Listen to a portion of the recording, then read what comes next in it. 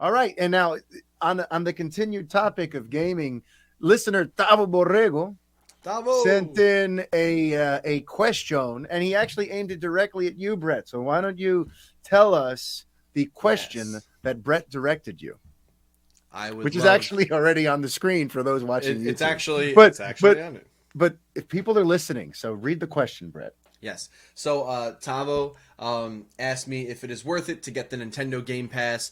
He's referring to Mm. Nintendo Switch Online, which is like the online membership. And he also has mentioned that he will be getting the family plan, so it is a bit more expensive, and he wants to know basically if it's worth it. So mileage may vary is kind of like the quick answer. But basically a quick rundown. I think it is going to depend what your interests are, what your needs and wants are out of this service. But I would like to compare it across the Xbox and Sony offerings and kind of look at it from that perspective. Because from financial perspective, Nintendo's Nintendo Switch Online is actually the most affordable of all of the online services. It's actually only $20 for the entire year for the base plan, so that gets you the ability to play online, with your friends in online games, Smash Brothers, Mario Kart, so on and so forth.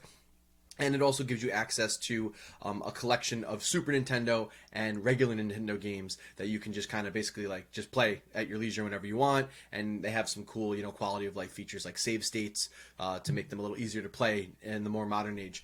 They did recently expand to a higher tier, the cutely named Nintendo Switch Online Plus Expansion Pack, which is a cute little nod to the expansion pack add-on to the N64, and that actually gives you now access to Sega Genesis and Nintendo 64 games.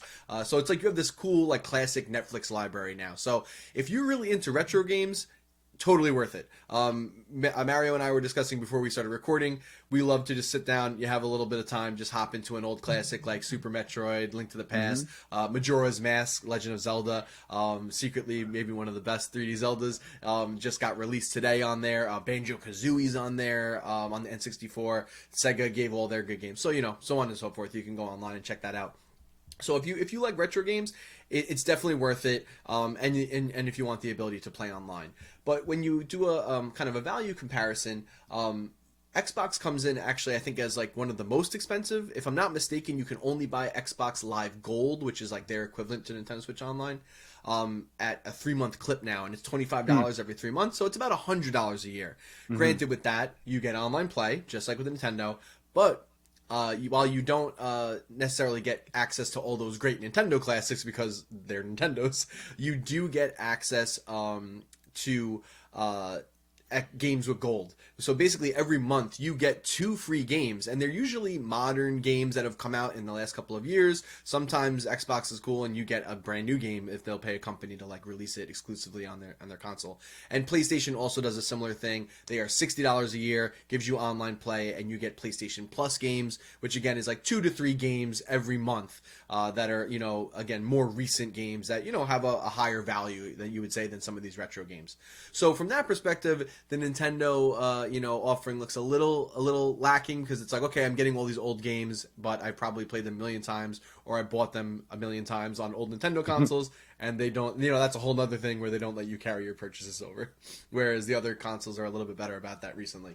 So that's kind of like the cost comparison. Now, the only thing I would say in Nintendo's favor is, and I don't know if this is going to continue forever or be on a case by case basis, is that in order to kind of boost the value of the Nintendo Switch Online, they have been offering free downloadable content, which is really cool. So far, they've offered Animal Crossing downloadable content. Now, if you don't play that game, it doesn't really do anything for you, but that has a $25 sticker on it to buy it individually. So that's half the cost of the yearly plan. What they did just recently announce is Mario Kart 8, which has been out for many years at this point, so it's kind of crazy they're getting downloadable content. But they're about to add 48 more tracks to that game, which is basically a whole nother game because the original game, I think, came out with 48 tracks. That is going to be $25 standalone. But if you have Nintendo Switch Online, which I think a lot of the people do, and most people have Mario Kart because that game, I think, has an attach rate of like 40 to 50% of Nintendo Switch owners own that game. So, and we're at over 100 million consoles at this point. So like 50 million people own Mario Kart. You're going to get that for free. So just between those two DLCs, it pays for itself. If they're gonna keep doing that, like I don't know if like DLC for the next Zelda is gonna be included with that, or the next Mario or whatever other games they release. But you put that in and you go, okay, now there's some value added there. So that's my quick little spiel. I think for the most part they all are pretty on par. Nintendo Switch's online service is not the best when you're playing online. Supposedly, they just spent a lot of money to upgrade their servers, so hopefully that does get a little better. So I can see where the frustration comes in there with Nintendo. They've been a little behind the curve on that. They haven't seen it as important, but that's kind of how it all lays out. So again, mileage may vary. It really just depends, I think, overall how much you care about the retro games. Because yeah, without those, it is a little lacking compared to the other two services. So hopefully with that big rant, it made something. It did something to you to help you make a decision. There you go. And for what it's worth, I have it, Davo, and I think it's worth it. Yeah. It's. I just love all the retro gaming and the features it does have. And for me, it's $50 a year or something like that, and I'm good with that. I should mention, I mean, the family plan is $80 for the year, but it gives you 8 accounts on your Switch. So, you, your wife, your kids, anyone else can have that. And listen, I talked to some people. I know some people that they get a buddy and they do the family plan and they share it together. And it cuts down the cost. They kind of do the money. So I know some people have kind of done that to get around things. I don't know like what it means though. Like if you break your Switch and you need to recover games, like that might become a mess. But that is a way you could possibly cut costs.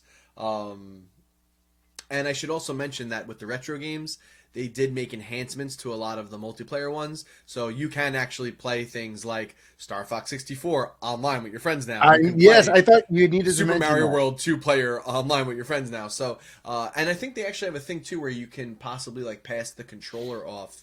So you could do like a single player game and then like give control over to you and then swap it back. I could be making that up, but I think they might have the ability to do that, do like a share play thing. Wow. If not, they should add that. I agree.